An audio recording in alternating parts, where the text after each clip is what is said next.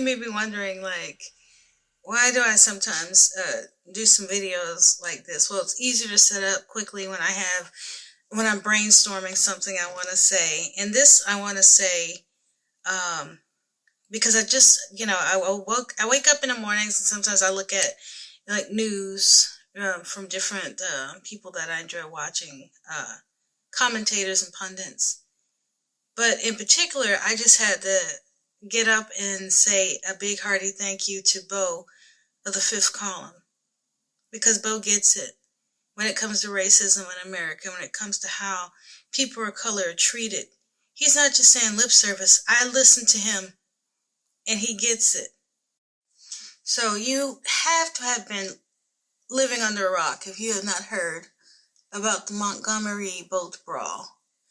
And what's funny is my sister from another mister, Nicole Irwin, she was the one who told me about it. She was like, have you heard about the Montgomery boat brawl? I had kind of heard of it peripherally, but I had not seen, I had not gone and checked it out myself.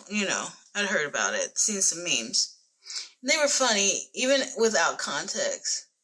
And so she said, yeah, if you're going to check anything out about it, check out Beau of the Fifth Column's take on it, because it was pretty spectacular. And I said, okay. And I'm glad she told me to do that, because you know what that brother did? He was able to look beyond the hilarity, the dark hilarity of the situation. Somebody asked the question, why were they saying not on these docks? And he talked about the history there. Those docks used to hold people for auction. Black people. And so when black people fought on that dock, it was symbolic. And that coming together, that unity, it was amazing. I found myself tearing up when Beau was talking about it, because this is an emotional topic for me and for a lot of people of color. And Beau got that. My husband is an Irishman, and he's a conservative. And I wouldn't quite go as far as to say a Trump conservative, but I would say he's extremely conservative. We try to steer away from politics, but me not being as vocal as I am. It happens.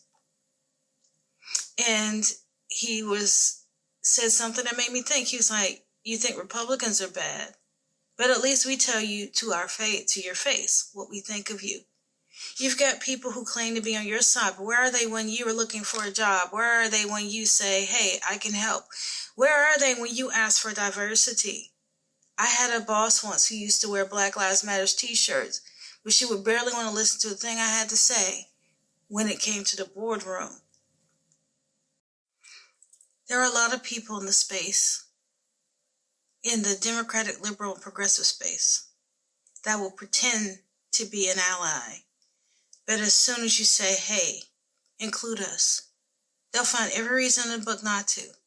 Or they'll go, hey, there's that black dude on that one show. Is that enough? Or there's that black girl on that other show. Is that enough? Or yeah, we'll get to that. Or if you say, hey, include me, I'd like to be part of the process. There's a him and a han.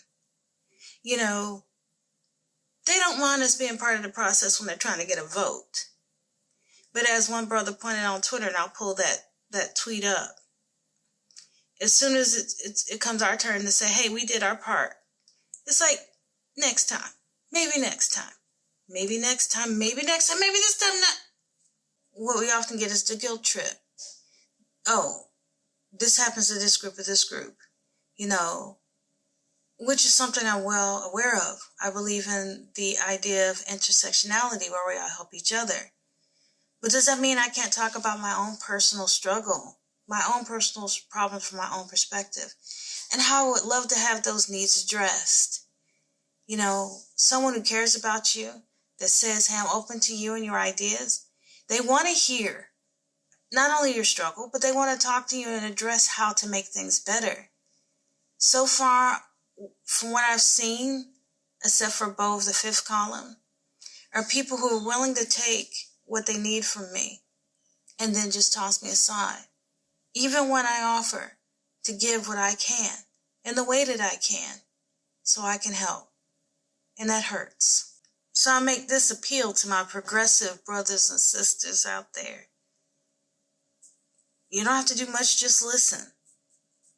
And where there's an opportunity to open a door, open a door. Where there's an opportunity to lend a hand, lend a hand. Not just to African American women, but African American men, people of color, people with disabilities. Don't just talk the talk, walk the walk. Help us so that we can all lift each other up. It's going to take all of us to beat what's coming down the pike. And make no mistake, Republicans are galvanized, and they're not trying to have these little infights. They're organized. We need to be too, and we have to do this together. So let's do it. Let's do this thing. I'm here. You gonna let me?